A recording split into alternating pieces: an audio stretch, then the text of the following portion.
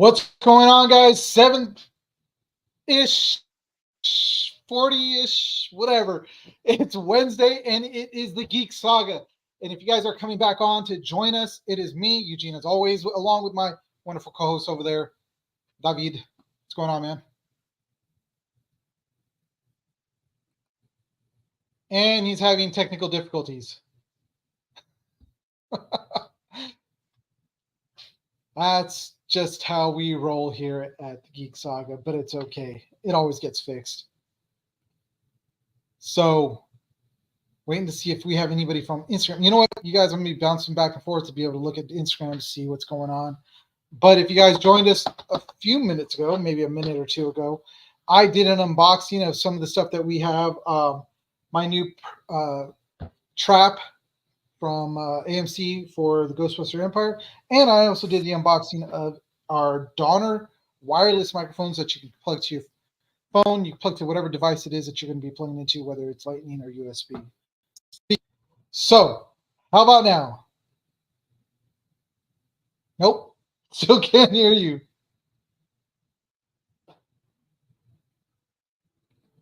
I don't know if it's me or if it's you. Let's see. Hold on. Let me try something here.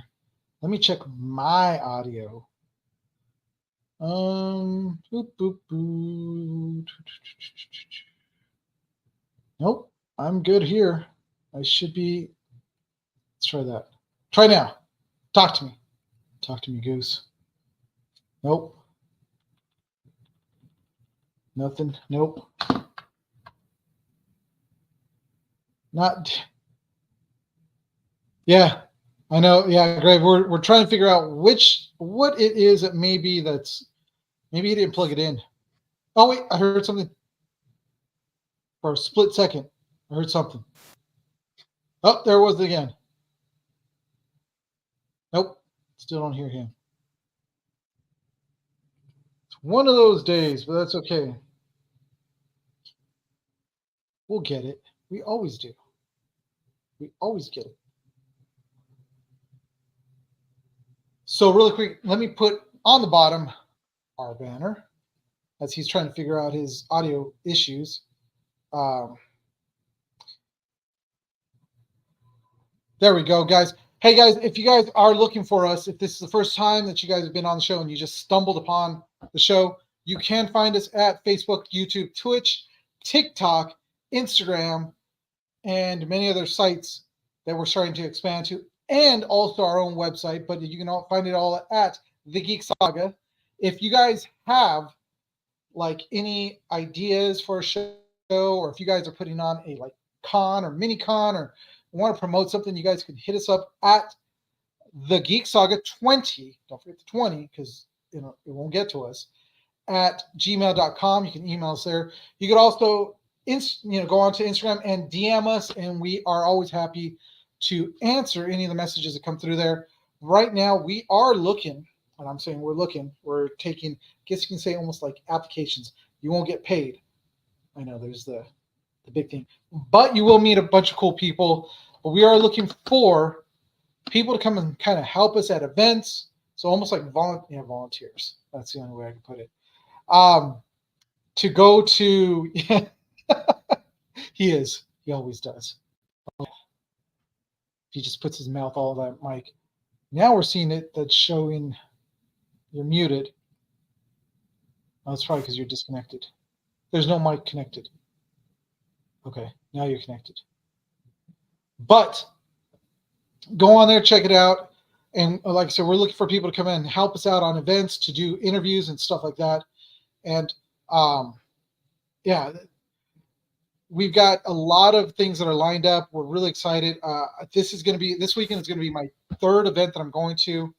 I did WonderCon. I just got back from Idaho, where I was up there with the Distance Learning guys and girl.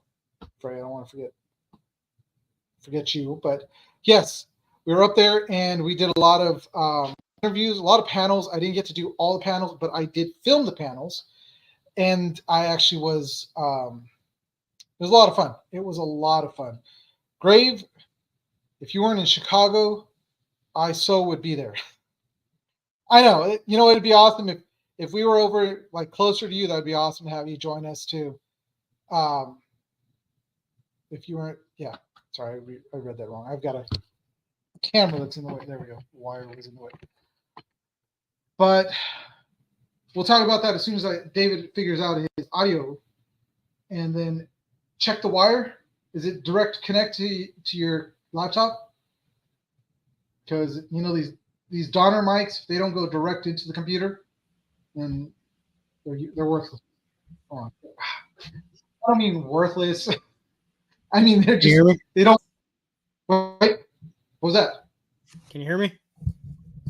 Yeah, there. Sweet. So unfortunately, I had to dump the Donner mic and go back to.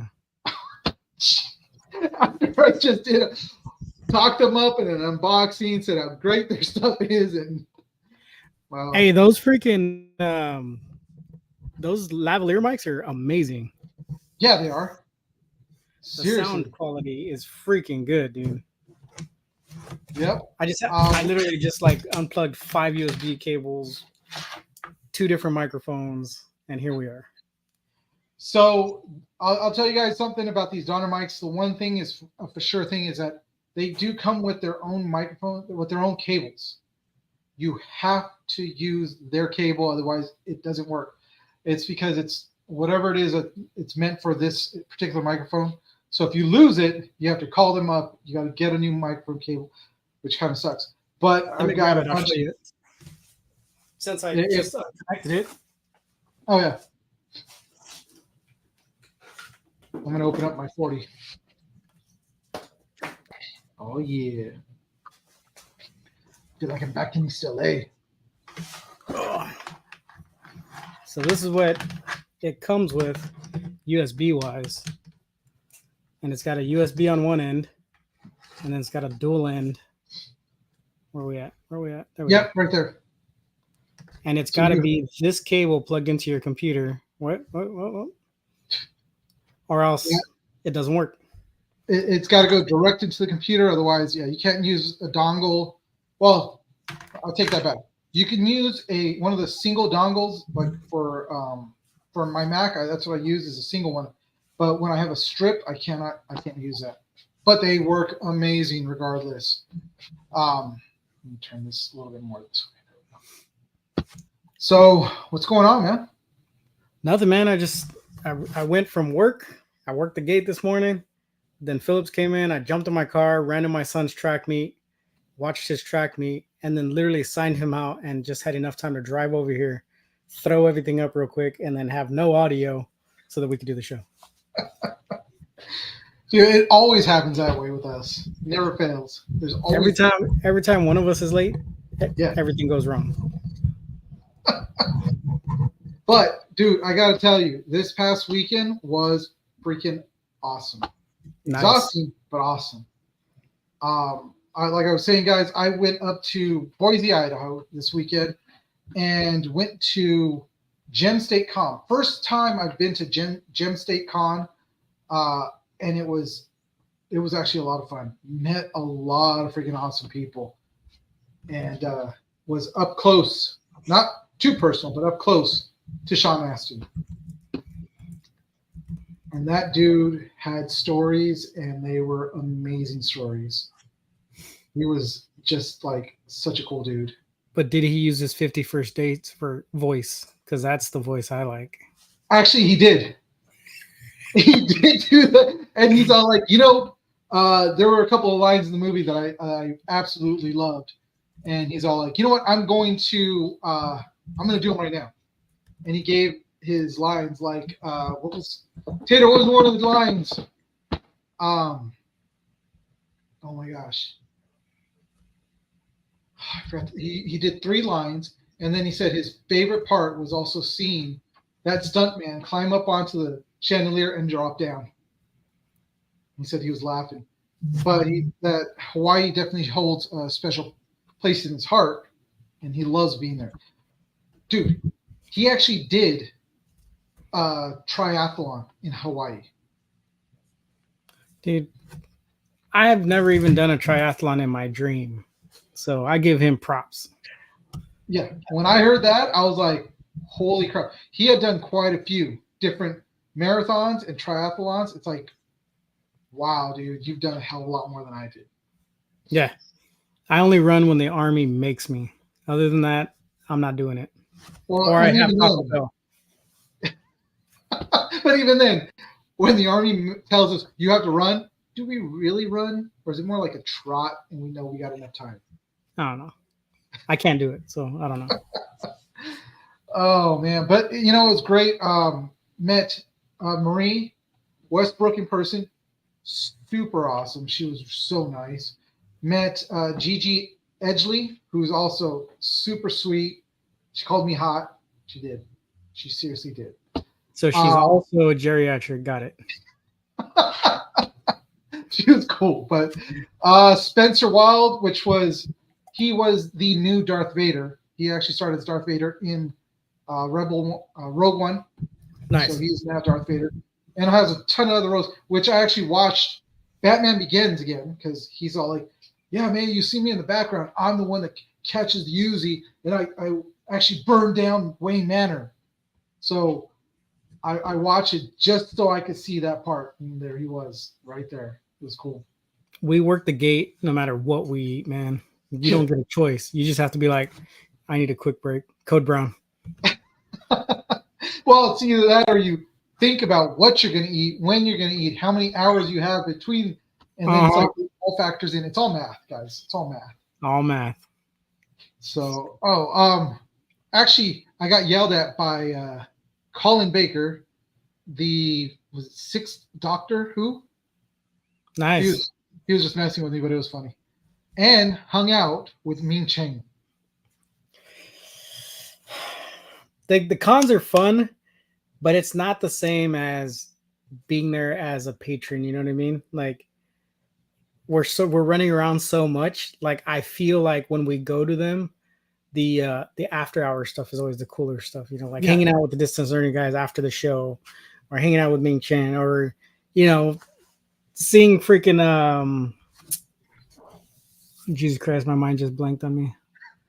Darren, you know what I mean? Yeah. Like those are the moments that make that whole day of running back and forth, trying to like, hey man, you got a minute to talk? Who are you? Oh, never mind, I'll be back. Like you get the ups, the downs, and then you get to go chill afterwards. Like those are the parts that make everything worth it. Yeah, it was seriously cool hanging out with Ming. We went to one restaurant, and then he wanted to go to a bar, so we went with him to this bar that apparently it's a huge thing, like out that way and further east, but you can just build a bar in the backyard in your house and just start up like that. And that's what this dude did. He just built a bar in his backyard and had a bonfire, and we all just hung out. Did he call it the Double Deuce? No, but I did drop it. I had to. It was Dalton and freaking bouncing. That's what I want to know. Hey, you know what? We need to do a viewing of the latest Roadhouse because we could actually do it. I just sat on Sunday and made Uriva watch the original Roadhouse. You can't beat that. That you liked it, it was amazing. You just liked it because you saw Swayze's cheeks. Wasn't there another movie where he showed his freaking cheeks? I don't know. I don't either, but you would know, bro. You're the one who memorizes. You're like, oh, I know that guy. I've seen his cheeks. Oh man, almost the oldest bar in Boise. Oh really? Oh, the bar that we went to was apparently almost the oldest. You know what, Boise, dude. So we went all over Boise. At one point, I actually got lost because I swear the car that I rented was trying to kill me. Freaking Skynet, Holmes. Skynet was trying to take me, I don't know where, but all over the place. And except to where we were supposed to be.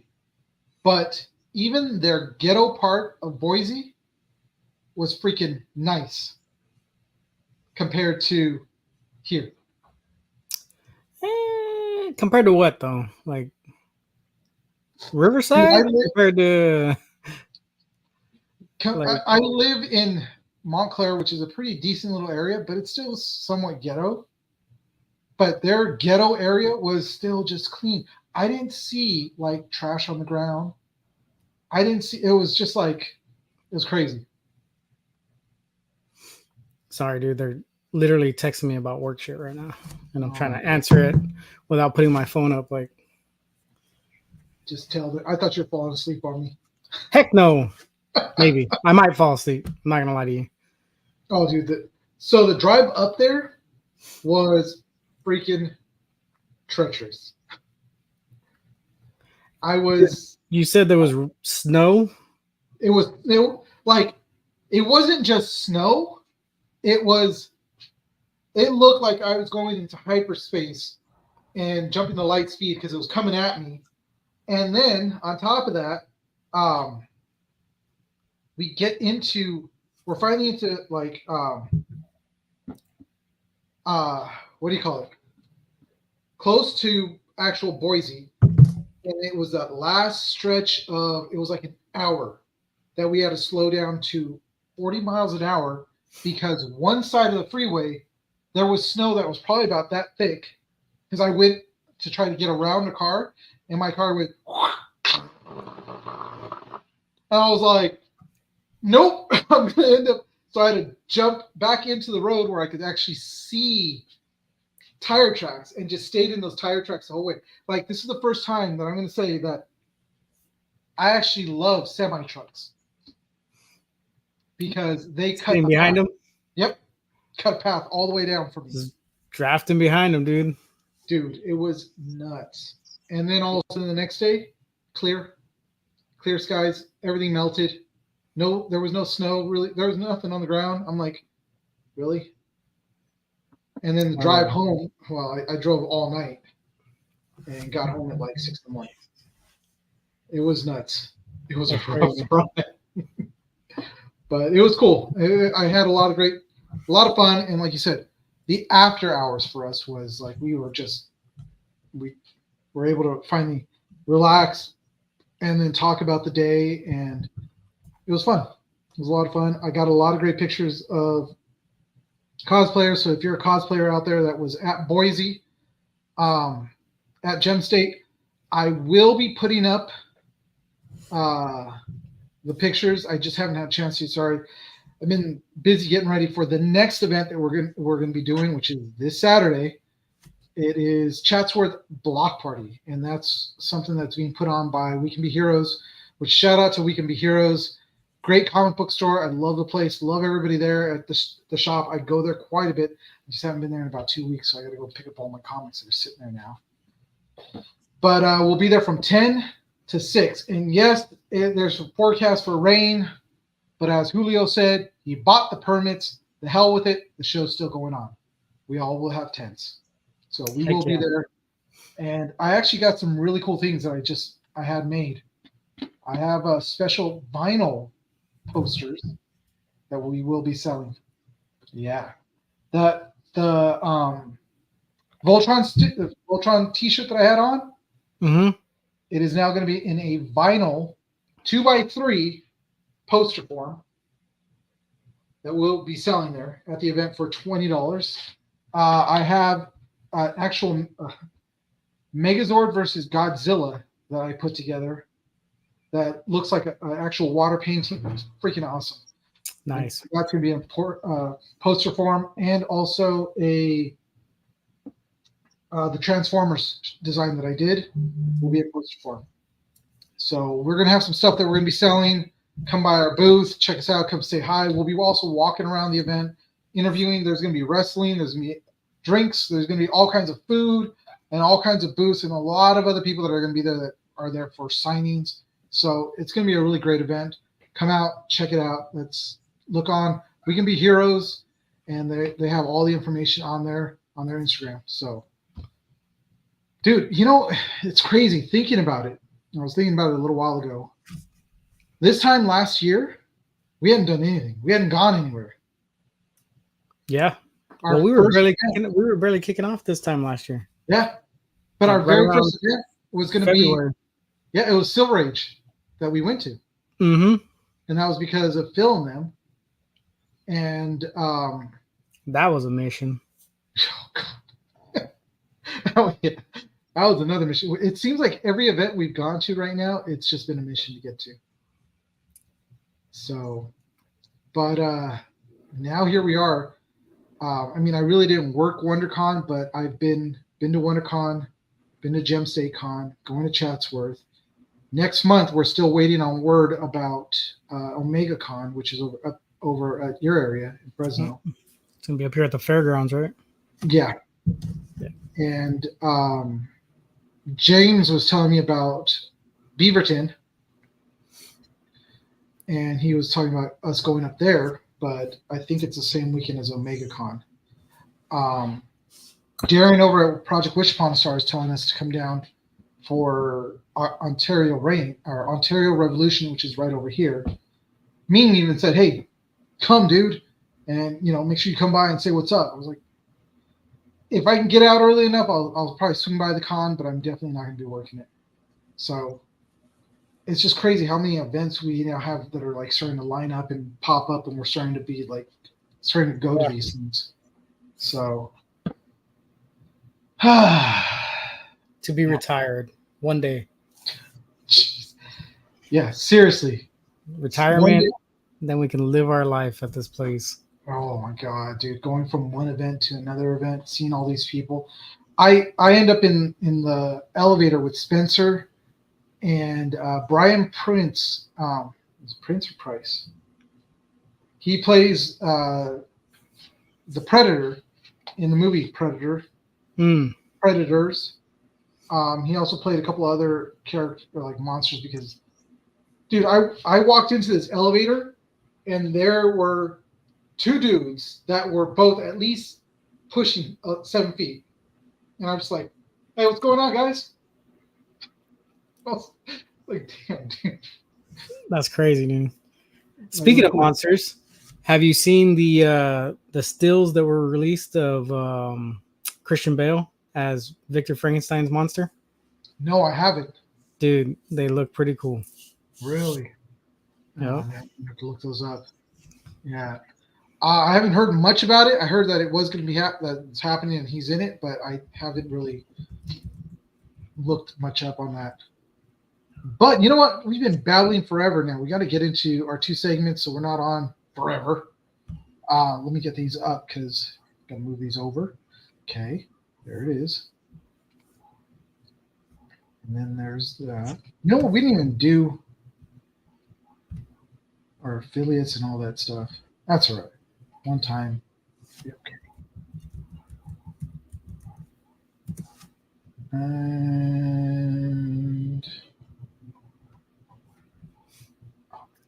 let's see.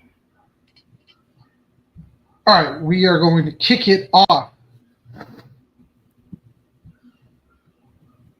Man, I had all kinds of people on for the unboxing, and because I jumped off, we lost them. And I was like, they'll come back. So those of you guys out there that are watching this, we are going to be actually, because of this last con, we're actually going to be getting a bunch of people lined up. A lot of guests that we're going to get on here. I'm really excited about all the people that I talked to about coming on, and like Marie Westbrook. If you guys don't know who she is the voice of. Hold on. Shoot, I messed this thing up.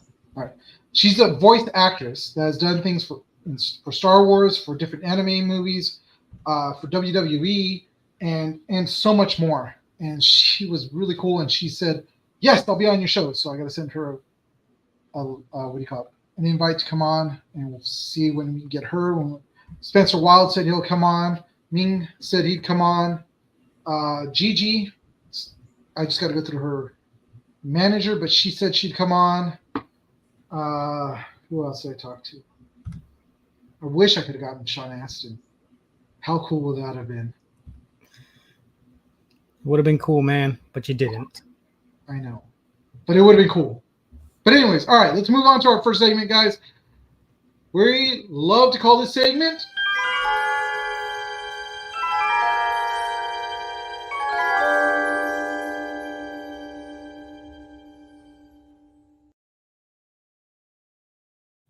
This week in geek history.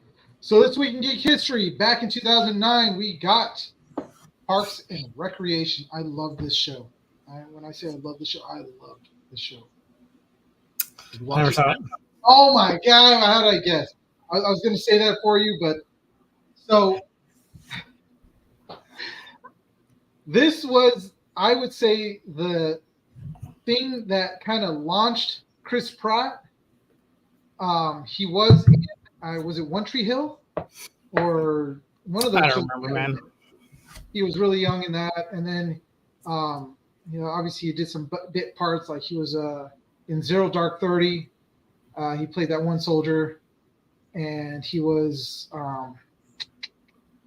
in a couple other things, but then he got on to Parks and Recreations, and it was just like he skyrocketed. Dude's hilarious, but it also had a ton of other great actors and actresses, as you can see in the picture right there. Everybody has gone on to go do a ton of other things, and dude, how could you not watch this? I love this show.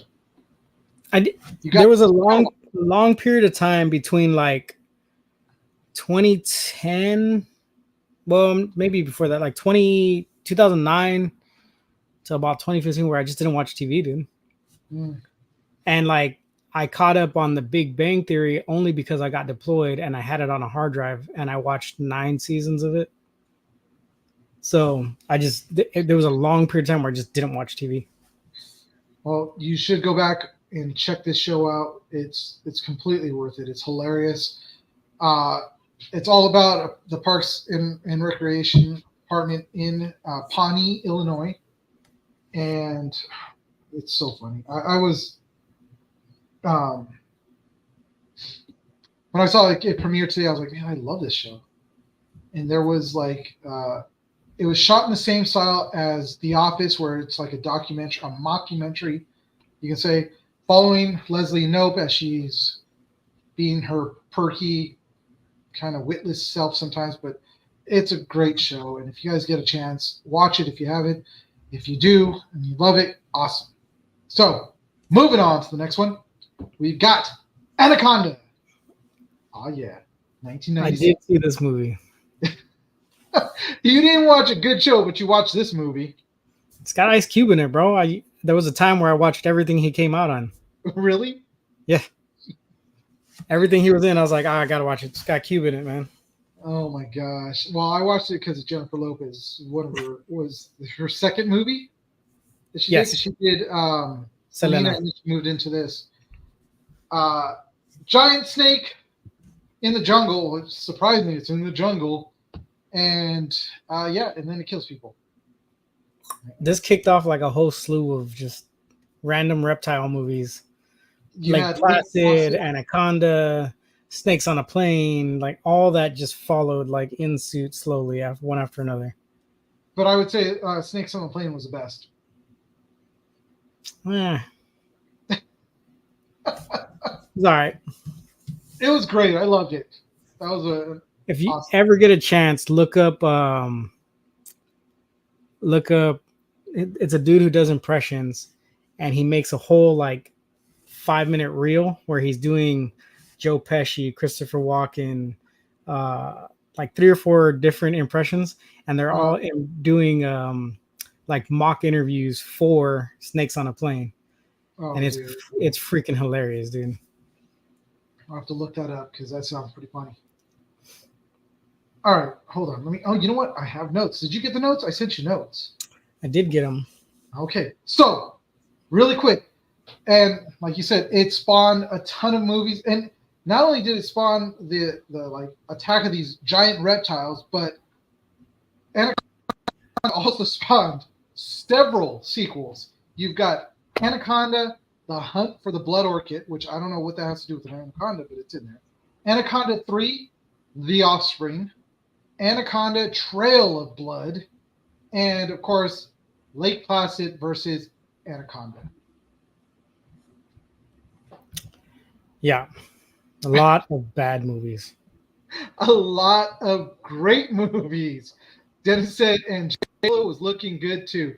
She was, and she still looks good at 50 years old, or 50 plus years old. Is he on the IGs? Yeah, he's on the IG. I'm trying to keep pull up. that up. Oh, Let me pull that up too, so I can keep up with that one as well. all right, so Ice Cube fight, but you know what? Here's the other thing.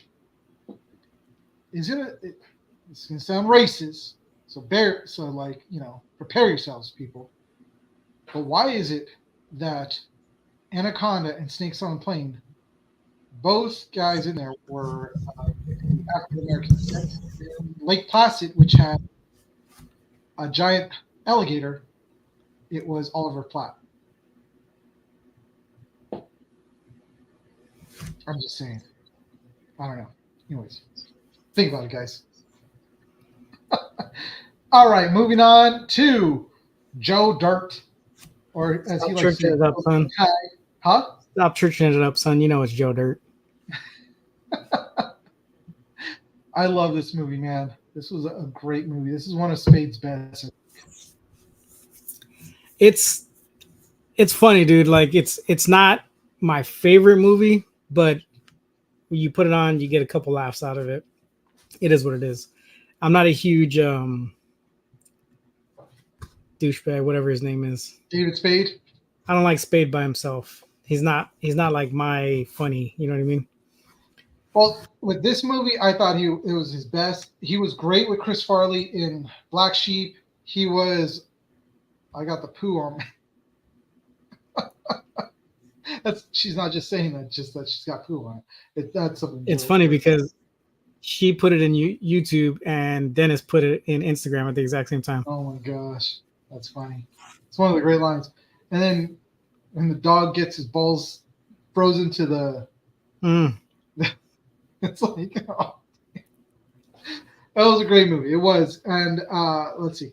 So it was the first film of a series finds Joe searching for his parents, along the way creating his own family. So there was actually, I think there was a part 2 to this and a part 3. And it was, though Joe gets left behind in Grand Canyon. Scenes were filmed in Dead Horse Point State Park in Utah. So a lot of it was filmed in Utah. That was Makes sense. Little trivia, yeah. And now, moving on to our final thing for our This Week in History. This is not a movie, nor is it anime. This is a song that came out back in 2000. This set the tone for the 2000s, man. This song was a pivotal point for all our music in the 2000s, leading up to, after everybody thought Y2K was going to hit and the world was going to end, we got, oops, I did it again. You're killing me. Britney Spears released Oops, I Did It Again in 2000. Come on, let's bring back memories, man. That was her first single release, right? It was her first big hit single. She did do a album prior to this, but this was the one that literally springboarded her off into stardom, I guess you could say, and into insanity. So I don't even care what the song was about. I'm reading what it's about. It's like, all right, whatever. I don't care. The bridge of the song references James Cameron's. Oh, really? I guess, Oops, I Did It Again. James Cameron did something wrong, but it referenced James Cameron's 1996 film, 97, Titanic. So this song, she was actually nominated for Best Female Pop Vocals and also earned 3 MTV Video Music Award nominations. So this was what springboarded her into stardom and into insanity. Yeah. And Dennis says Hit Me Baby was her first hit, which is that first picture on there. Yeah, with the yeah. Yeah. So get this. Right, huh? I said, you right, Dennis? Damn, Dennis is on it. He knows his Britney trivia. So funny thing is so, it's 2000. It's either 99 or 2000. and I'm at home because I don't remember why I was home, but I was home, and the Donnie and Marie show was on, and all of a sudden I see this little girl come on, pigtails and in her little school uniform, singing "Hit Me, Baby, One More Time," and I'm like, what the hell is this? And I was like, nope, changed it. Come to find out, it was Britney Spears singing her first hit. But this "Oops, I Did It Again" was the one that springboarded her into infamy. Because yes, we do say "Hit me, baby, one more," but what do you think of when you think of Britney Spears? More "Oops, I Did It Again." I think that's what I think of. Neither. All right. Well, that was the way I wanted to end. That was this week in geek history, guys. See, we don't just talk about movies and video games in this portion. We talk about whatever comes up, and that was something I thought, you know what? Let's talk about this. So, with that, guys, we're going to be saying goodbye to.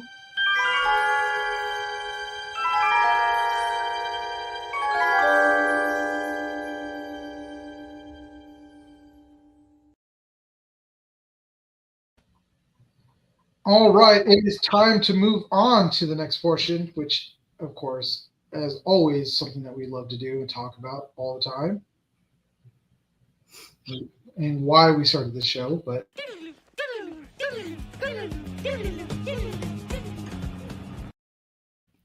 time for some geek news. So, Action Comics #1 sells for a record amount of money at auction. Can anybody out there guess how much this comic book fetched? Yes, David in the front down there. $3. You're off by a couple of zeros on that one. Oof. A lot of zeros. So, is it in the millions? yes, it is in the millions. Jesus Christ. It is actually $6 million. Jesus. $6 million. So, guys, this Action Comic Books #1 is the first appearance of Superman, as we all know.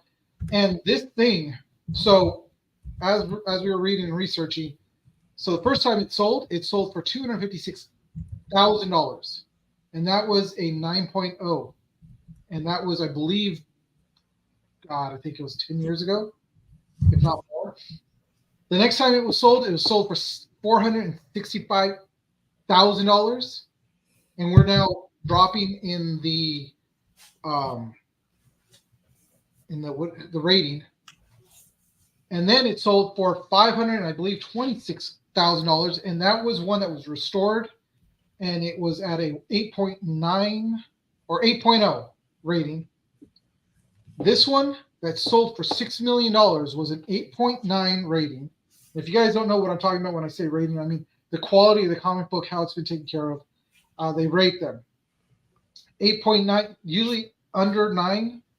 There's creases, there's whatever it may be in the comic book, but it's still fairly high, and you can still fetch a pretty good price. But dude, how insane is that? $6 That's million. crazy. So I don't know how true this is, but Dennis just said, didn't the drummer from System of a Down buy a copy at like 1.5 million? I did see in the article that it talked about, I don't know if it was him, but there was one that sold for $1 million, like it broke $1 million. But it didn't give a rating, it didn't give anything like that, and so that's why I kind of was like, eh. But yeah, I don't know, I don't remember if it was him. I know that Nicolas Cage is a huge Superman fan and bought a copy. I don't remember how much he spent on it, but he spent a lot, and people were like, "Oh my God, I can't believe you spent that much money on it." But the rating on it was high, so it was kind of like, okay, it was kind of worth it in a sense. But yeah, dude, that's so. When I started collecting comic books were still worth money. Like, I had a Punisher War Journal #1, which had come out in the 80s. I had it in 89. It was more of an early 80s comic, and that was going for At the time, I think it was like $40 or $50. And to a kid, I mean, that's a lot of money. I mean, to anybody who has a $3 comic, $50 is a lot of money. Well, I mean, we're talking about a comic book that was only $1.50 at the time, though. Well, that's what I'm saying. Yeah. That's 50 times what you bought it for. You know what I mean? That's a lot of money, man. I don't care what nobody's. And there's only so many number one action comics out there, just like there's only so many number one detective comics out there. So, I mean, there's going to be a point where we're going to see 7.6s go for $1 million just because there's not many more out there. Yeah, there's so far few between now that we're going to start seeing prices go up, which, you know, we had talked about that are we going to see, you said that we may start to see an uptake and a rise on the price of comic books. Well, yeah, and I was saying that, you know, because of the way the things work, right? People are like, oh, that sold for $6 million. I have one that's Action Comics number 2. I can get $1 million for it if that one went for 6. And then they're going to try to get $1 million for it. And the next guy's going to be like, well, I have a Detective Comics from the early days. We can get $1 million out of that one too. So I think the collector side, we're going to get high-end prices for not as sought-after comic books, where the comic books themselves are still going to be on that decline of popularity, but the people trying to make a buck are going to get on the rise and try to get more money out of it. You know what I mean? So, yeah, and it kind of sucks. I mean, because you're talking about like guys, real collectors that are out there that are collecting comics. They don't really like. I don't want to say I don't care of the condition of the comic, but it depends on what the comic is. I really wouldn't care as long as it's something that's of nostalgic value to me. So I've got several number one issues from a couple of different Image comics that I was collecting as a kid. And when Image first popped up on the scene, so like Deathblow, Wildcats, Strike Force. what works? Yeah. So I found all those, and I kid you not, I found them at a thrift store. Nice. I picked them up. There was a few, like the Deathblow had a couple creases in the spine, but you know what? I didn't care because I'm not going to sell it. I got it for the nostalgia factor of it. It brought back memories. I wanted the number one. And along with like I have some Indiana Jones or Further Adventures of Indiana Jones, which I picked up for like $3 each. And I'm not going to sell those. I'm going to try to find the rest of them and collect them, but for the most part, yeah. I mean, to me, I do keep my comics in good condition. I don't want to have creases, but still, it's like I'm a reader. Like I buy all my books, I have to read through them. You know what I mean? I don't have anything that's never been touched. Like stays in the bag, stays on the board. I've never taken it out. Like I have nothing like that.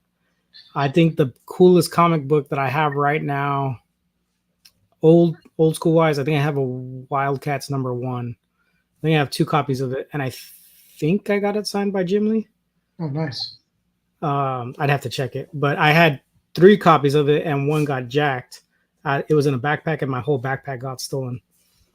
And then I had the second version that my wife bought me. She found it, got it for me again at a thrift store or something, or in a big box of comics. And I want to say that's the one I had signed. You know what's crazy is that so you get these people that go to like cons and they'll pay for name the actor, whatever, to sign something, and then they tell them, oh yeah, just if you could just put your name on there and just sign it, so they can then turn it around and go and sell it. And it's like, dude, I want somebody to sign something, and when they ask, well, do you want me to personalize it, or do you want? I'm like, yeah, put my name on it. I'm not going to sell it. Me. Yeah. I don't want to sell it. This is what I came here. I got in line. I paid the money. I don't care if it can go for, 8 times the amount of money that I just spent to get in line. this is for me to have this memory, and I could put it up onto the wall. It's what I like to do. That's why I did have. If you guys don't know who Sarah Meyer is, she is a comic book artist. Right now, she's doing the Saturday Morning Adventure Teenage Mutant Ninja Turtles for IDW. Really cool person. Got to meet her at WonderCon, and I had her sign, which I don't have it out here, sign one of the comics, but I didn't have her just put it to, just sign it or just put it to me. I had her sign it to the Geek Saga. So the Geek Saga now has a signed copy of this comic that she drew. Same thing with Kanto. David Boer actually signed it to me and put a little saying in there, which I'm not going to get rid of it. That's a memory right there. It's really, it's special to me. So I'm going to keep it.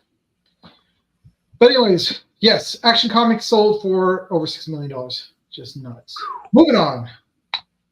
We've got Adam Wingard says his Thundercats movie will 100% honor the 80s series. This is a story we've been sitting on for a little while.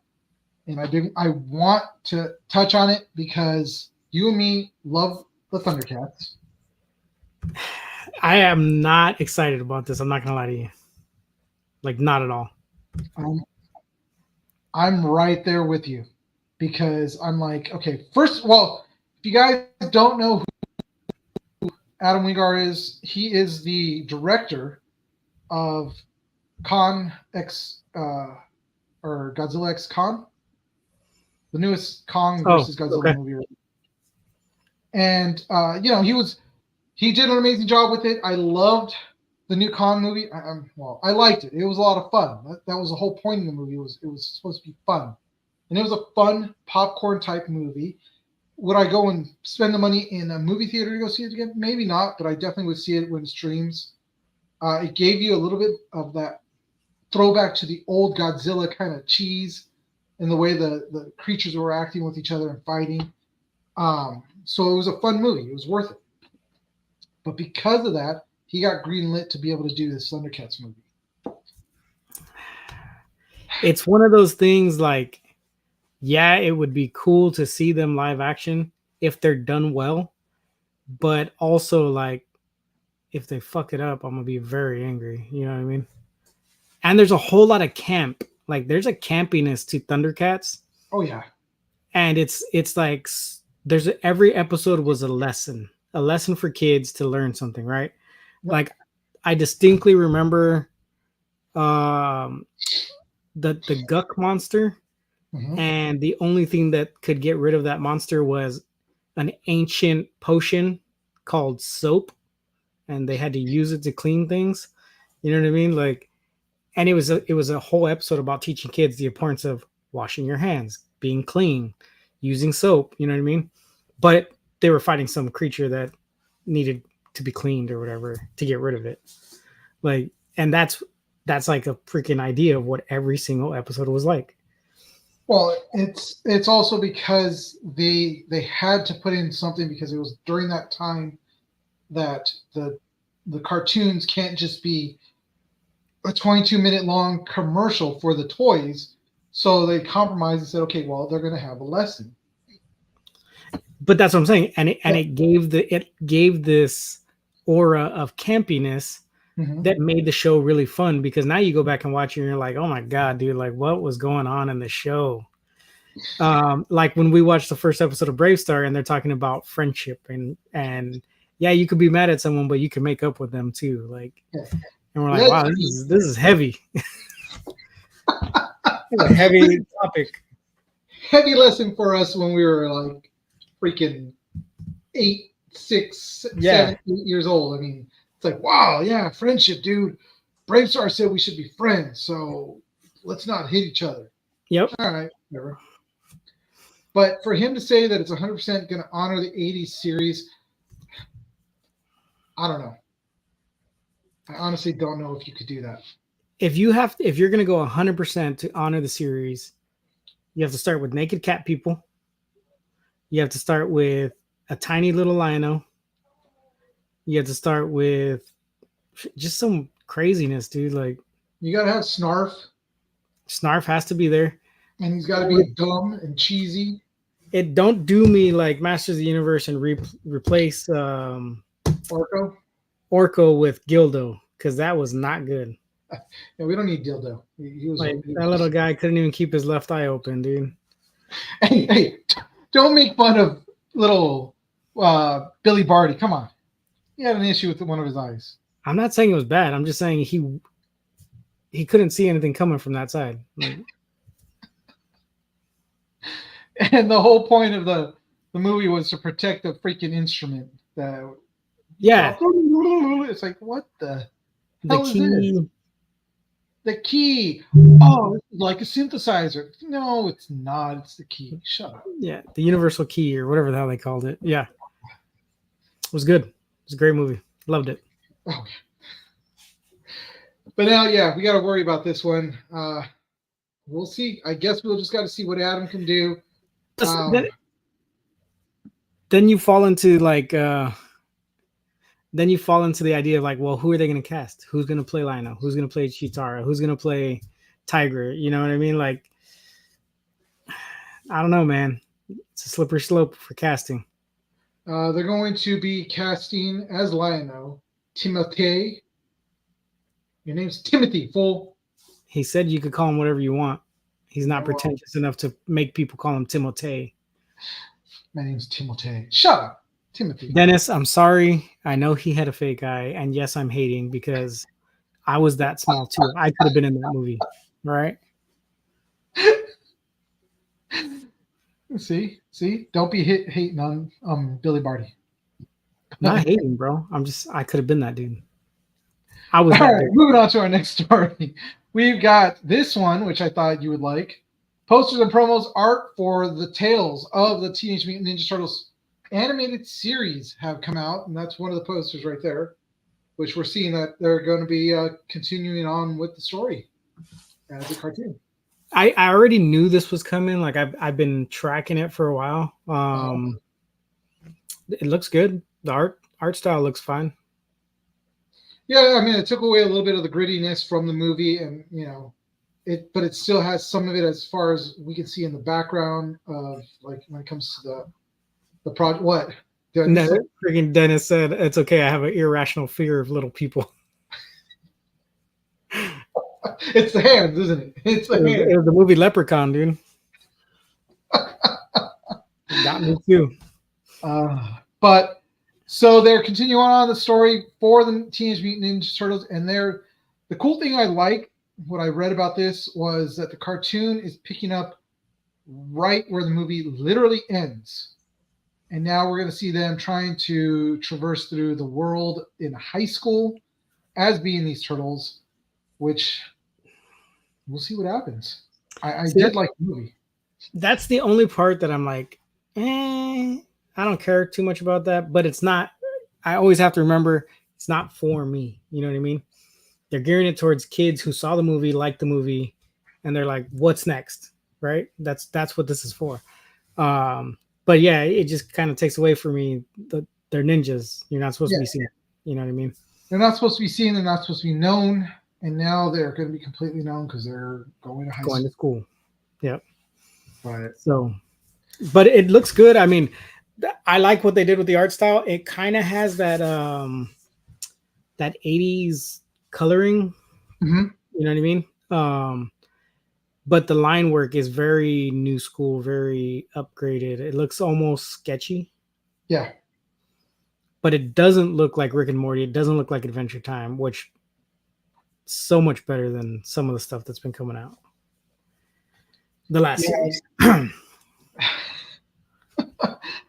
Yeah, I was looking at the artwork that they're putting out, and I'm gonna probably take a look at this when it comes out. And I did get to at least be in eye shot of the last Raphael, which was Sean Astin. Actually, that was 2 Raphaels ago. 2 Raphaels. So yeah. But I actually got to meet. Well, not really meet. I got to pick. So I sat in the seat that he sat in. Let's just say that. Was it still warm? No, because I warmed it up for him. That's what I was. Oh, nice. So that's what I did for you, Sean. You're welcome. All right, moving on to the next story we've got. Blumhouse is rebooting the Blair Witch horror franchise. And I know you didn't, because you're not much of a horror fan. So, did you see the Blair Witch? I did see the Blair Witch the Blair Witch Project, right? The first one. Yeah, I fucking hated it. It was. I could have ran around my backyard with my stupid video camera and scared myself too. Turned it around and been like, I prefer the Blair Thumb Project better than the freaking Blair Witch Project. Yeah, I freaking hated this movie, dude. Actually, as a matter of fact, I hated this movie so bad. It forced me to go watch House of a Thousand Corpses when that came out. Not liking horror, I was like, I gotta go watch something that isn't Blair Witch Project. And yeah, when House of a Thousand Corpses came out, I went and watched that in the theater. Wow. And I was like, wow, this is horrible too, but it's way better than that fucking Blair Witch shit. Yeah, I don't like it. So obviously, yeah, I did see it in the theaters also. People actually got scared, but it was only of the last few minutes, which is that scene right there that you see on the screen where the dude's like looking in the corner, and all of a sudden the girl's like, whatever the dude's name, she was calling his name, and all of a sudden it's just like she gets hit, drops the camera, and something looks at the camera. Yeah. And that's what everybody got freaked out about. Like, it's like, that's what we waited this whole movie to see. 30 seconds. But I'll give them this, okay? There is one thing that I will say, like, all right, you guys did a good job on, and that was the campaign for this. Because everybody was talking about it, and everybody was saying, oh my God, this is real, this really happened. It didn't happen, folks. Those people are still alive. I just saw a picture of Homegirl that was the main star in the movie, and she was at a con. I can't remember where it was, but she was at a con, so she's alive. Everybody lived. The movie's not real. Yeah, I just, like I said, and then there was a bunch of movies that try to like keep it going, you know what I mean? Like, not so much the Blair Witch series, but they kept like that genre, kind of try to keep it alive. I was like, stop. Like, I don't care. Give me another Kung Fu Hustle or some shit like that, because I don't care. Well, this is the time that everybody was discovering that you could actually shoot a movie on digital tape. Not so much like VHS tape, but actually digital, which was cheap.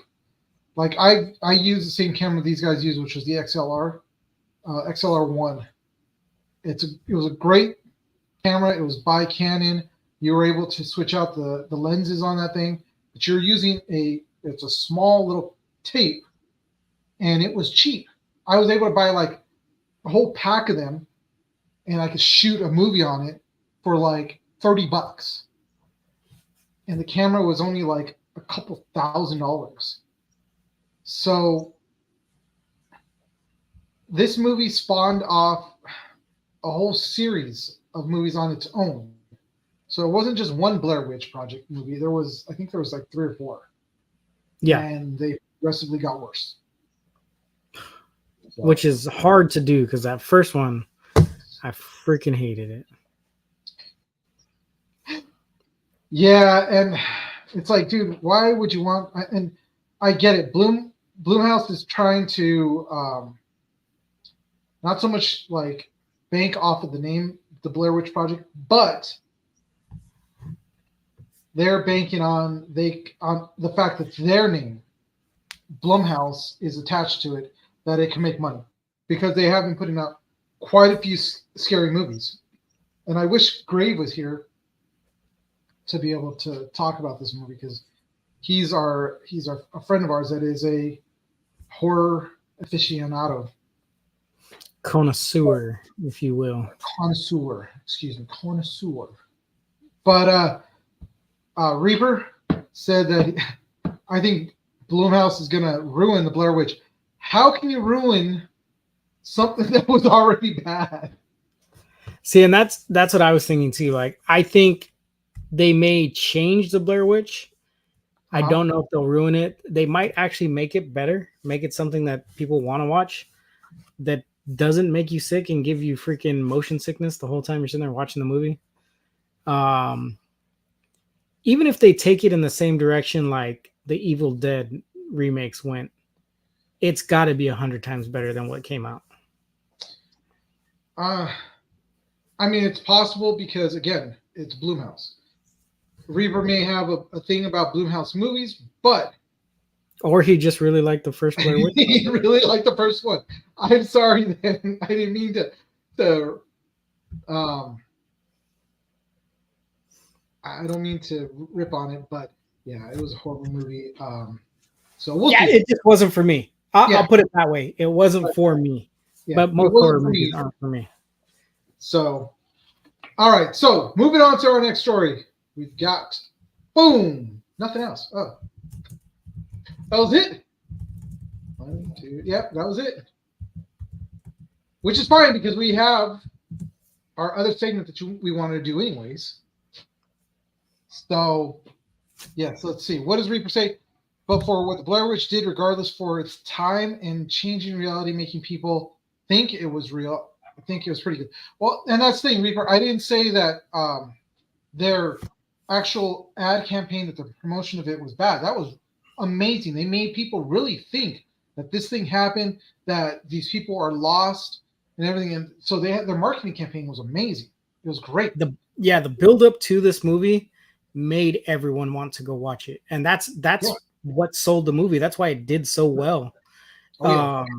It wasn't until people started talking about the movie afterwards that they were like, I mean, watch it if you want, but I got sick watching it, or I was bored, but like you said, and like Reaper was saying, everything leading up to it, like, just built this, like, I have to watch this movie. Like, I don't even like scary movies, and I went and watched this movie. You know what I mean?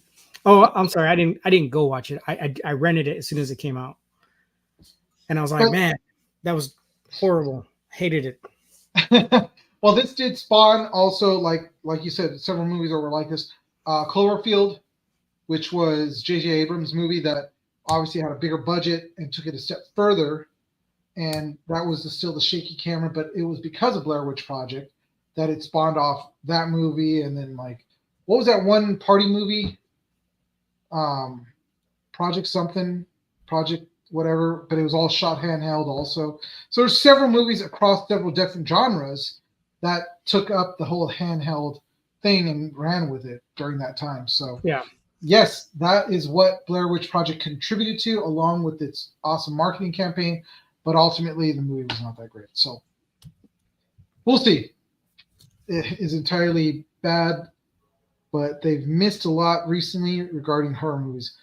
Well, they've missed, but they're still making money. You know, and that's all that matters, man. If you keep making money, they're gonna keep throwing projects your way. Yep. So we'll see what they can do. We'll see what happens, what comes out of this. But we are going to move on from this segment. So we're going to say.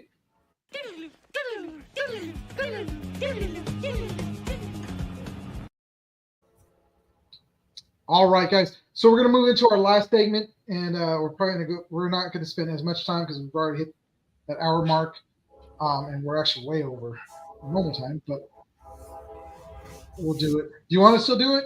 Yep. Let's do this. Right. So this was a segment that we do every so often that we like to call Things That Make You Go, Still don't have a sound for that. I don't know why the audio doesn't download for that. I don't know why you didn't just say, You had to say, What is this? I felt like I was at a rave. So what's our topic? What do we got here? So this topic is, and this has to do with the fact that I did just come from a Comic-Con. Not the Comic-Con that everybody thinks about. Whenever you say Comic-Con, what's the first thing that comes to your mind? San Diego. San Diego. So every con that's out there is a Comic-Con because it's a comic book convention regardless if it's Long Beach, Anaheim, Pasadena, they're all cons. But the big thing that we wanted to talk about, because this is something that I noticed at this con, was big name vendors, big name studios, all that stuff is not at any of these cons really anymore. And why I thought about it was because I started going through as I was researching a lot of these stories, was one that popped out, and it kind of made sense where all these Netflix, Disney, Warner Brothers, HBO, all these different companies have gone to, and that's CinemaCon in Las Vegas. So, are you hearing that? Yeah. Oh, it's my fridge. Apparently, it's making noises over here. I was like, is there a train going by?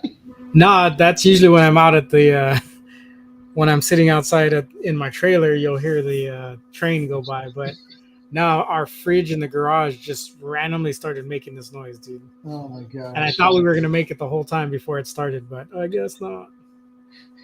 Oh, that's funny. Well, so CinemaCon, if you guys don't know what it is, which I didn't know. I asked David if he knew about it. He didn't know. Which I mean, Paul said never heard of it. It is where all the industry, like theater owners, studios, showrunners, all these different people that work in the industry go to, and it's at Caesar Palace in Las Vegas. It is a huge thing. It is damn near impossible for somebody that's not in the industry to get tickets. Take a wild guess how much a ticket to get in there costs. Anybody? What? Lost your audio. I muted it because I didn't want to hear the fridge this whole time. $400? No. So tickets to it for one, and we're talking about just one ticket. $1,300 is what the last. I think it was like that's from 2 years ago that I see. I didn't get to see what the ticket was for this year. The website was up. I didn't really look on their website, but $1,300 for one ticket, one person to get in there. The video that I watched that was up. I'll never go to that. No way. Somebody would have to literally give us media passes to go to that thing, because there's no way that we're going to pay $1,300 for a ticket. And that was 2 years ago. No, 1 year ago. That was a year ago. So who knows how much tickets were this year. All that. Yep. But on top of that, you also have to get a room in Vegas. And they're saying that a room at Caesar's Palace a night was up to $600 a night for this event. But that's not, huh? I said that's crazy. Like, yeah. So $1,300 plus $600, and that's just to get there and sleep. Yep, and that's just one night, $600. So it's this year it was from the 8th to the 11th. So that's 8, 9, 10, 11. That's 3 nights that you're going to be sleeping, maybe 4. So you're talking $2,400 to sleep, $1,300 to stay there, not counting your food, not counting if you decide to gamble, not counting anything at all. So, yeah, it's ridiculous how much money it costs just to go. And that there at that con now, it's a con. They're taking our con and putting it with that. But even though none of us, like lowly folk, can get in there, that's where they premiere like different trailers. New trailers are going to be coming out. They'll show like up to 20 minutes of a new movie that hasn't even been mentioned, but they're going to premiere it there at that event. So it's a huge event. So in 2020 was obviously the COVID shutdown. So there was no cons going on. They were trying to do this whole online con thing. And then right after the whole pandemic hit and was over with, we had the actors strike, that hit also. So a lot of studios at that time were thinking we're going to be pulling out of these cons because no actors are going to go to these cons. There were actually actors that went to these cons because obviously they needed to still make some money. So they did show up to the cons, but Netflix, Disney, Warner Brothers, HBO, all the big names completely just pulled out of the cons. And we're not just, when I say out of the cons, I don't mean just out of like San Diego Comic-Con, but they pulled out of all the cons. And that was what we wanted to talk about a little bit, because we don't want to go too long. But yeah, like not only did they pull out of the cons, but Disney took Star Wars, Marvel, all of their intellectual properties with them, and now they're all at D23. So you go to San Diego Con and like, yeah, you'll get some comic book stuff, you'll get the artists and things, but you're not going to get anything big from Marvel. You can go to and look for the WB and DC, and you're not going to find any of that because when WB pulled out, they took DC with them. And it's crazy to think that like now if you want to see those things, you're not going to get it at a Comic-Con, even though they're comic related. You have to go to D23. You have to go to whatever WB puts out in order for us to see the stuff for HBO and DC. And it's just crazy to think like we can no longer go to a con and get a one-stop shop of everything pop culture. Yeah, and that's what sucks. Because I mean, I just like I mentioned, I just went to WonderCon, and it didn't feel the same. Like I didn't get to go to the WonderCon in 2023. I haven't been to a WonderCon since 2000, I believe, 18. So it's been quite a few years in between that I've been to a WonderCon. But this one did not feel like the same. LA Comic Con, you and me both went. And it was great. There was a lot going on. There were some big companies there, but they were not like the industry company, or the entertainment industry. Still no Disney, still no any of those. We still had like some of the cool ones that were up, and LA Comic Con was trying their best to kind of fill the gaps, and you could tell because they had that giant Millennium Falcon bouncer that was there in the middle of the whole thing that took up a lot of space. But there were still a lot of cool companies there. But WonderCon felt different. Yeah, I mean, it felt like Artist Alley was there. But even like the side that was dedicated to the anime and gaming stuff, like gaming wasn't all that big. Like there wasn't really anything there. And then the anime stuff was very minimal. It was mostly like buy our anime knickknacks. There wasn't like too much going on. I mean, they did have Johnny Young Bosch over there. They did have a couple voice actors and stuff that were limited to just that one side. But if you were looking for the big stuff that most people go to the cons for, and I don't even think the San Diego Comic-Con still do the Wednesday night premieres. I think they pulled all that stuff. So now it's just Thursday to Sunday. Yeah, so, and look, I know there's quite a few people out there that love because I was listening to some of the old timers out at Idaho talking about how, we don't need all this, these movie stars and all this entertainment stuff. We just need the what do you call it? The basics, and we go back to the comic books and the toys. It's like that's great, and that's what I remember when I was going to Pasadena Con when it first was out way back in the early 80s. Some of the other cons that I went to when I was a kid, it was like you had a hotel conference room, and it was just tables of just different comic book vendors and card vendors. There was no real toys. I mean, there were some toy collectors there, but there was not a lot of toys. But there definitely wasn't anything that had to do with the industry. So in steps the industry, which was back in 2000, what, mid 2000s, when we started seeing like Disney having a big presence, Warner and Marvel, all those guys started having bigger presence than before. I would say it was like right around the time that the MCU launched. So when Iron Man kicked off, that's when things started building traction at the cons for those types of things.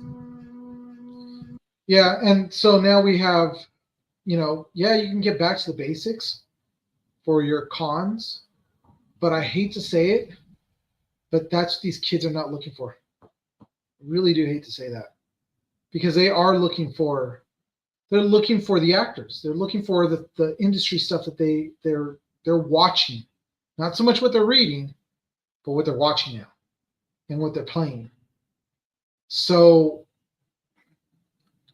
this con that I went to was great because it had Sean Astin. Even though I still heard some people, some of the kids now, say, yeah, there's like a long line for that Sean Astin guy. I don't know who he is. It's like, hey, how do you not know who Sean Astin is? Holy crap, dude. I mean, well, but how many kids know the Goonies if someone like me and you isn't showing that to them? You know what I mean? Yeah. And then the last big thing he did that had worldwide, like, mainstream notoriety was Lord of the Rings. And how long ago was that? Long time ago. I mean, you know what I mean? 2002? Yeah. Yep. You know what I mean? So that's when that series was really going. And then he's been in 50 First Dates, a couple things since then. He was the voice of Raphael, but kids these days don't know who the voice actors are necessarily, right? So it's just one of those things. Elden Ring. Did he? Sean Astin did Elden Ring? I don't remember. I don't know. Oh, the author. Yeah. Oh. No, he's. Yeah. Wait, Reaper, you're doing a 24 hour in Albury. Are we talking military? Do you know Reaper? I do. Oh, you do? Oh, okay. Do I remember at this moment exactly who this is? I'm sorry, Reaper. EMT. Oh, you're an EMT. That's right. Okay. Is this my cousin? Yeah. Because he was on Instagram. He usually is. Yeah, he was on IG right now. So it confused me seeing him on here too. Damn. One of Dang. our best followers, and you're messing with my mind, big boy. But yeah, it's just one of those things. Like, I think the idea of it having a specific Cinecon like that does only movies is a great idea. But for all the freaking the movie files or whatever you want to call them, the people who love movies to be movies, like, having that $1,300 price point is, you're not going to get a lot of people in the door. Well, the thing is, it's not meant for them. It's not meant for the everyday, average. Right. Joe. It's an elite con. You know what I mean? It's we can afford to come here for 4 nights in a row and do this. But then what? I mean, at that point, you're just hanging out with your homies. Like, oh, did you see the movie I'm coming out in? They're gonna play it right now. Oh, did you see the one I'm coming out in? They're gonna play it after yours. Like, and that's the thing, is that's what, like, I don't know. Did you watch the video that I sent you? Which one? It was the one about Cinecon. No, I haven't. I didn't have time to sit down and watch it. So that's what the guy that was in the video was talking about, and that it's just, they have the actors that were in these films, these big names that will come out on the stage, talk about it or whatever. But for the most part, it's all nothing but businessmen that are there, because they're part of the industry. They're there selling, whatever. They're the ones that are buying it for their movie theater, and it's just like, you should think about what you're doing, because you're not bringing in your actual, like, clientele. Your clientele is us. you want to make money, you should make it available to us. And it's one of if I was an actor and you were like, oh, you need to come to Cinecon, like, you want me to pay to go sit in a room with my coworkers to watch a trailer for a movie I just made, right? It reminds me of when I was working at the racetrack in San Diego, the horse track, and we had an octogenarian, 80-year-old man who was a retired PD officer, and he was just working there because he liked having something to do during the season. And I think it was like my first day. They're walking me around, showing me all the different areas, and he sees me and he's all like, "Hey, young man, come here. Let me talk to you real quick." I don't know who he is, so I'm like, whatever. He looks old, important. I'm gonna go say what's up. So I walk over and he's all like, I tell everybody the same thing.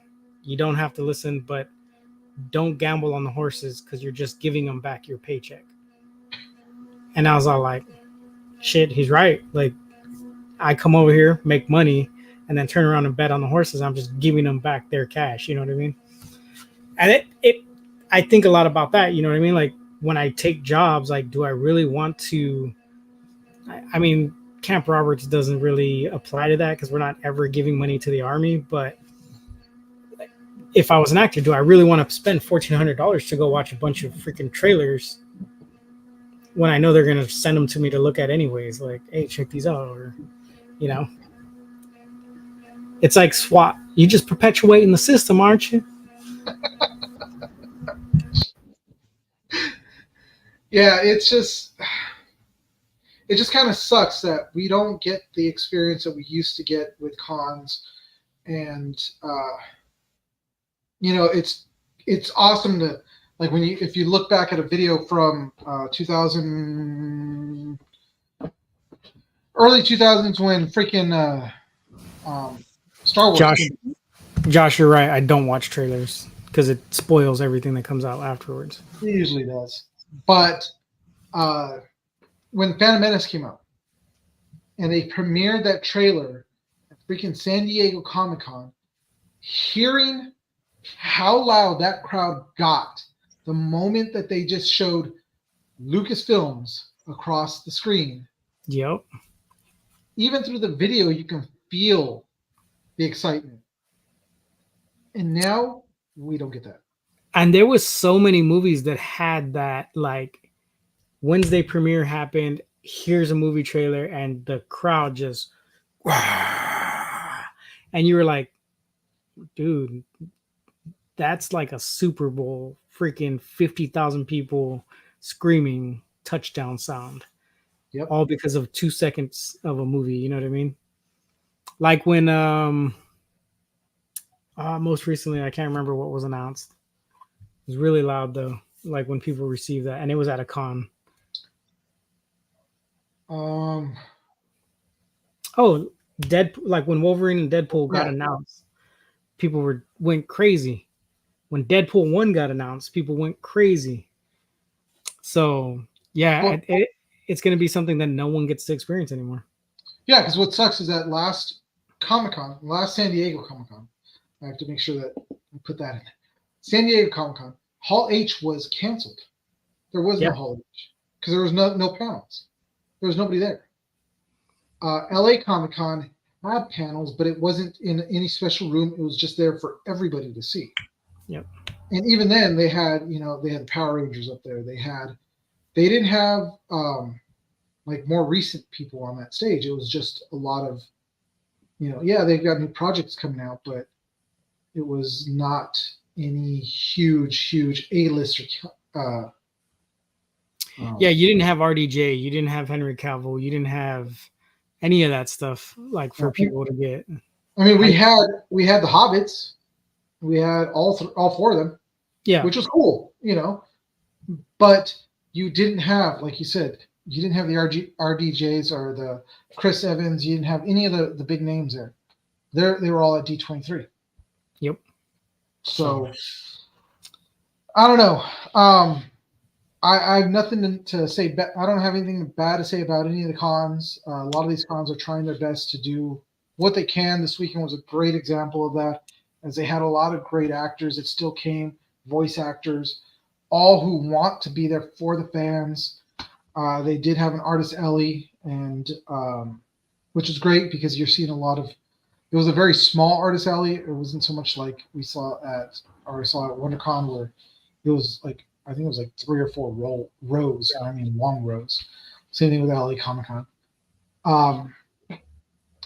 But we'll see. I mean, more and more cons are popping up. I mean, shoot, dude, we've done more cons this year already than we did all last year, and this is just we're barely into April. We're barely putting the tip in.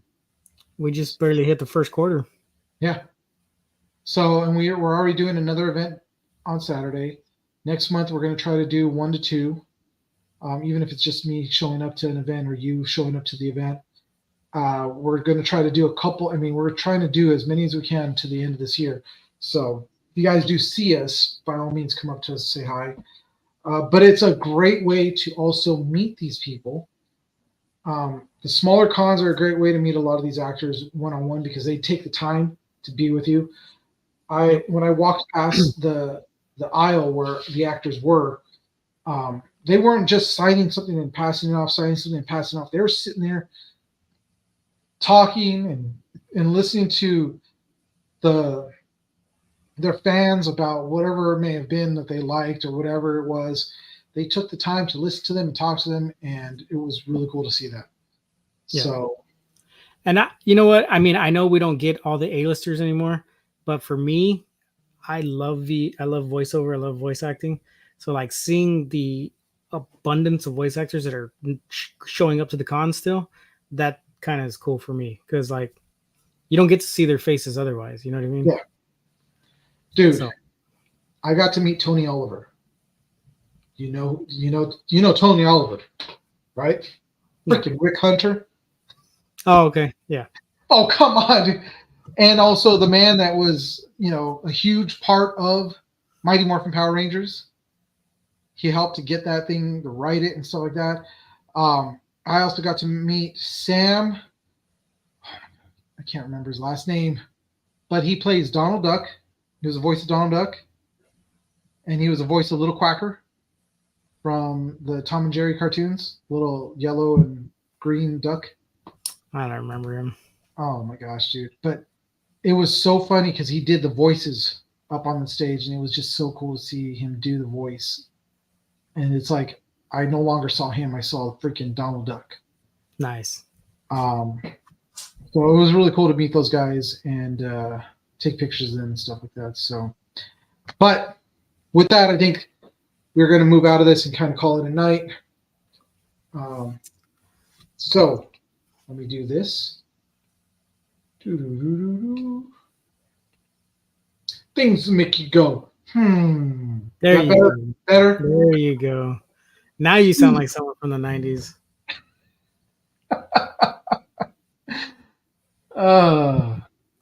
But Morgan Freeman. Yeah, good luck on that one. I haven't read me a bedtime story. But I mean, that was a good topic because it is definitely one of those things like you're gonna see the cons kind of go back to what they were, right? Just comic books, artists, toys. I guess voiceover would kind of fall in that because you got anime, which is still the like I don't know the moving of the manga pictures and stuff like that. So, but you also got now more anime festivals or cons that are starting to pop up. Yeah, but it's and I don't see the voice actors like, oh well, I only do anime. I'm only going to Anime Expo, right? They're going to go to all these places because there are people there that they can meet. Yeah, because you, like I said, you don't see their face otherwise. Yeah.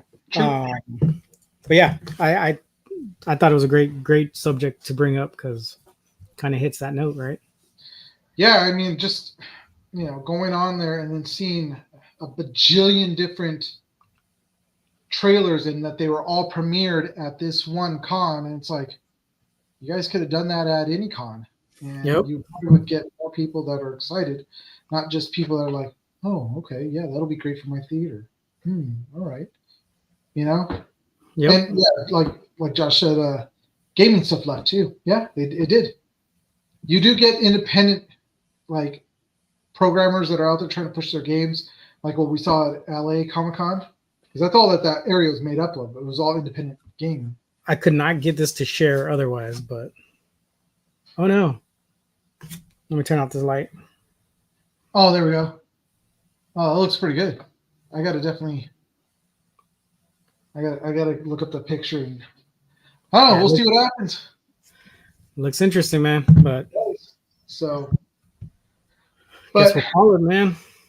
Yeah, that's it, man. That's, you know what? I'm glad we were able to actually get on and be able to do it, because I definitely wanted to, mention how great it was at Boise, and to start looking for us coming this weekend at Chatsworth Block Party. That's brought to you partly by We Can Be Heroes. And there goes my light. That's the light tells me when it's time to go. So we went out. But guys, really quick, definitely go on to our Instagram, check out all our stuff that we post up all the time, and start looking out for pictures that were from Gem State Con. I didn't get to get on very many of the panels, but I was there shooting like crazy, helping to actually do a live stream that was part us, part Distance Nerding. So if you guys were at Gem State Con and I took a picture of your cosplay, it will be coming up very shortly. And I'll be doing the same thing while we're at Block Party, Chatsworth Block Party. And make sure you guys check out, I know we missed our affiliates, but check out Project Wish Upon a Star. Their link is still at the top of our bio. We're always accepting donations for them because what they do is great. And Darren and Veronica, they go out of their way to make sure that Project Wish Upon a Star is always available for these young heroes, because I mean, other words, these kids would never get to experience a con or get the con life brought to them. So please go out of your way and help them. Also, next month they will be at Ontario Revolution. They'll have a booth. If you guys do go to that, definitely stop by, donate while you're there, but let them know that we sent you guys, and they will be overjoyed to hear that. And also, they will be doing an event the week before that too, which is going to be in, I believe it was in Ventura, but go onto their website, check it out. They have all the information for all the places they're going to be at. And I think he said they're going to be at OmegaCon as well. No, they're actually, because they're doing Revolution, which is a week before that. They can't make it to OmegaCon because then they're going to be in, oh my God, it was a car show that they're doing that weekend. Right. I remember now. So, yeah. So they're doing 2 back-to-back events, but go and check them out, like you said. If you guys know of anybody that is a cancer pediatric patient that is, obviously a huge geek like all of us, hit them up. Let Project Wish Upon a Star know that these kids want to go to an event or something like that, and they'll work on it, get them over there. So there you go. All right, and anything else? I think that's it, man. So, as always, look for us at the links at the bottom: IG, TikTok, YouTube. At the Gmail is thegeeksaga20@gmail.com. We have our thegeeksaga.com. Find us at our website. If you guys can't find our live streams or the podcast anywhere else, you can go there and listen to it. A lot of the videos are up there already. I believe they post right as we're done, right? They go onto our website, I believe about an hour after. So yeah, I mean, the day of, you can still watch the same thing that we just finished talking about. So, so if you go there, you can support us. Also, if you want, we have a coffee account. Buy us a slice. Everything you guys donate to us, we use to go to the next con, and then some of it we donate to Project Wish. So, and catch us next week. We'll be back Wednesday sometime. I don't want to say 7:30 because we never get on at 7:30, but we'll be on sometime Wednesday next week, and we'll be doing this again when the saga continues.